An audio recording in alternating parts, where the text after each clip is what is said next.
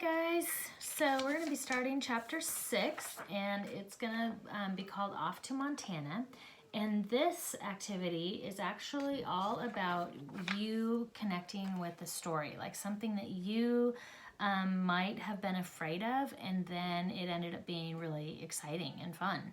So they give you some examples of like it might be the first time you rode a bike. Like you maybe were nervous and then when you got on and you rode, it was so exciting. Or flew in an airplane or rode a roller coaster or whatever. It's called making a connection from text, like a book, to self, to what your experience is. So, Off to Montana, chapter 6. At the end of the summer, the cob gathered his family around him and made an announcement. "Children," he began, "I have news for you. Summer is drawing to a close. Leaves are turning red, pink, and pale yellow. Soon the leaves will fall. The time has come for us to leave this pond. The time has come for us to go."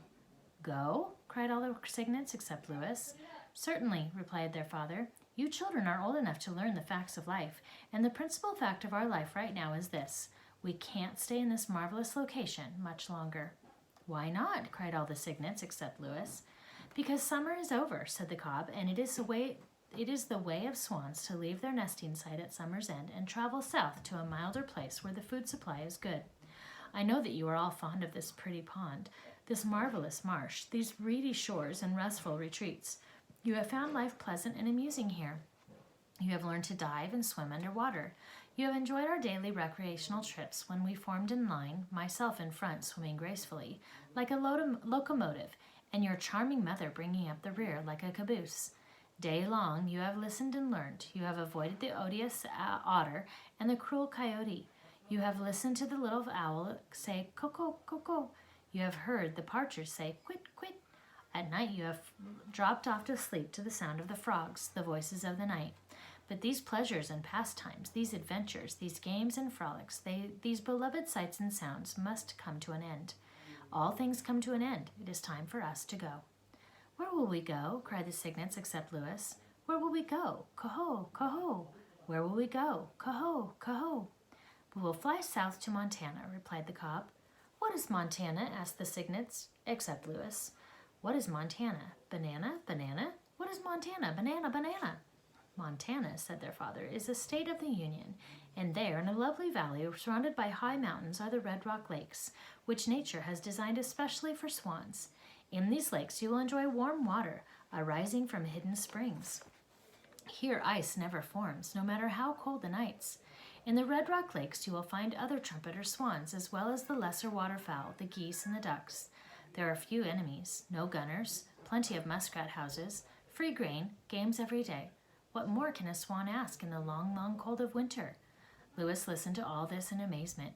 He wanted to ask his father how they would learn to fly and how they would find Montana even after they learned to fly. He began to worry about getting lost, but he wasn't able to ask any questions. He just had to listen. One of his brothers spoke up. "Father," he said, "you said we would fly south. I don't know how to fly. I've never been up in the air." "True," replied the cob, "but flying is largely a matter of having the right attitude, plus, of course, good wing feathers. Flying consists of 3 parts. First, the takeoff, during which there is a lot of fuss and commotion, a lot of splashing and rapid beating of the wings. Second, the ascent, or gaining of altitude. This requires hard work and fast wing action. Third, the leveling off, the steady, elevated flight, high in the air, wings beating slower now, beating strongly and regularly, carrying us swiftly and surely from zone to zone as we cry, 'Coho, coho,' with all the earth stretched out far below." "It sounds very nice," said the cygnet, "but I'm not sure I can do it. I might get dizzy way up there if I look down." "Don't look down," said his father. "Look straight ahead and don't lose your nerve. Besides, swans do not get dizzy. They feel wonderful in the air. They feel exalted."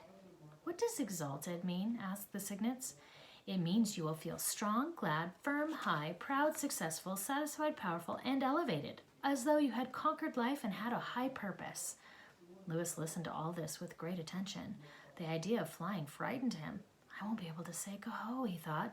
"I wonder whether a swan can fly if he has no voice and he can't say coho."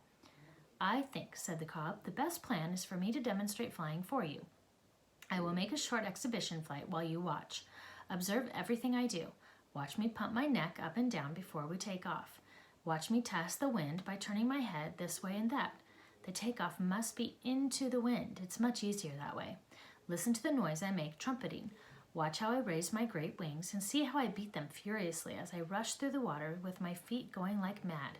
This frenzy will last for a couple of 100 feet, at which I will suddenly be airborne, my wings still chopping the air with terrific force, but my feet no longer touching the water.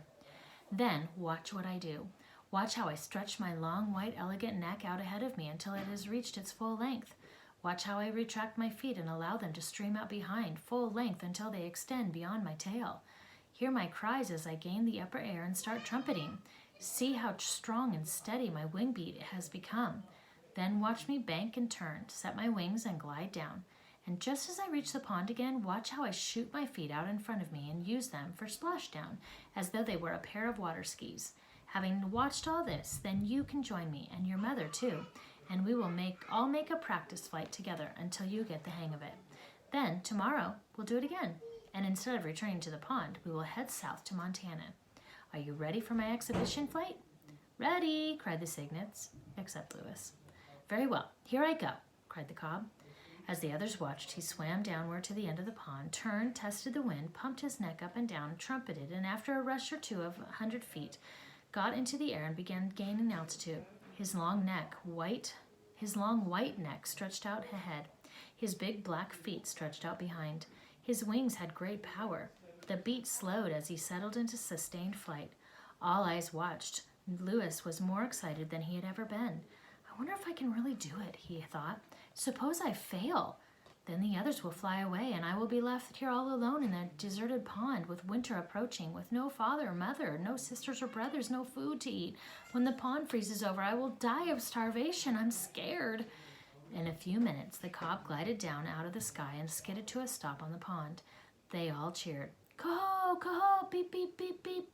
All but Lewis. He had to express his approval simply by beating his wings and splashing water in his father's face. All right, said the cob. You've seen how it's done. Follow me and we'll give it a try. Extend yourselves to the utmost. Do everything in the proper order. Never forget for a minute that you are swans and therefore excellent flyers. And I'm sure all will be well. They all swam downwind to the end of the pond. They pumped their necks up and down. Lewis pumped his harder than any of the others. They tested the wind by turning their heads this way and that. Suddenly, the cob signaled for the start. There was a tremendous commotion, wings beating, feet racing, water churning to a froth, and presently, wonder of wonders, there were 7 swans in the air, 2 pure white ones and 5 dirty gray ones. The takeoff was accomplished, and they started gaining altitude. Lewis was the first of the young cygnets to become airborne, ahead of all his brothers and sisters. The minute his feet lifted clear of the water, he knew he could fly. It was a tremendous relief as well as a splendid sensation. Boy, he said to himself, I never knew flying could be so much fun. This is great. This is sensational. This is superb. I feel exalted, and I'm not even dizzy. I'll be able to get to Montana with the rest of the family. I may be defective, but at least I can fly. The 7 great birds stayed aloft about half an hour, then returned to the pond, and the cob still in the lead. They all had a drink to celebrate the successful flight. Next day, they were up early. It was a beautiful fall morning, with mist rising from the pond and the trees shining all colors. Toward the end of the afternoon, as the sun sank low in the sky, the swans took off from the pond and began their journey to Montana. This way, cried the cob.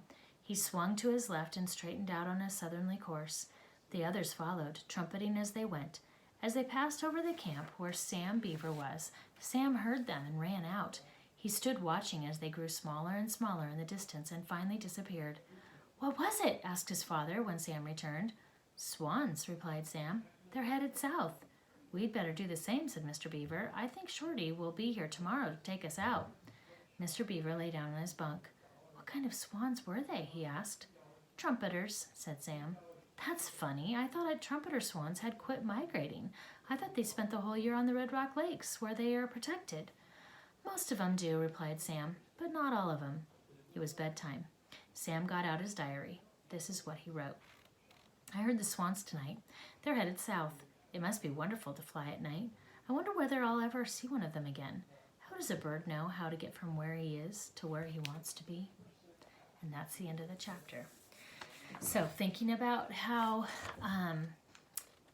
Lewis was feeling and how he felt when he could fly.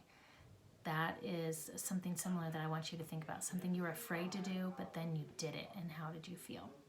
All right, see you next time. Bye-bye.